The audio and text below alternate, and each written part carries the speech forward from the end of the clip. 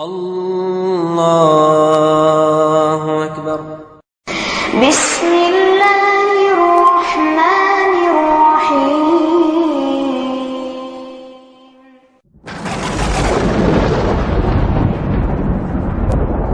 صلاۃ الضحیٰ کی فضیلت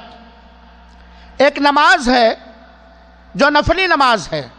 جس کو اردو میں اشراق کی نماز یا چاشت کی نماز کے نام سے یاد کیا جاتا ہے۔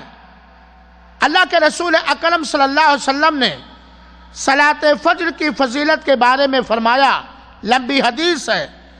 کہ تم میں سے ہر ایک کے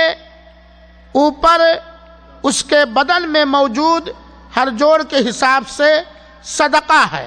یعنی آدمی کے اوپر ہے کہ اس کے جسم میں جتنے جوڑ ہیں، پور ہیں، اس پر صدقہ ادا کرے۔ لیکن اللہ کا کرم ہے، جب بندہ ایک بار سبحان اللہ کہتا ہے تو ایک صدقہ ادا ہو جاتا ہے،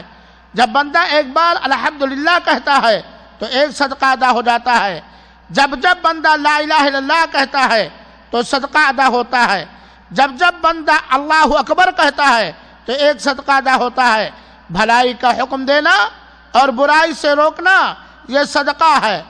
اور ان ساری چیزوں کے لیے کافی ہے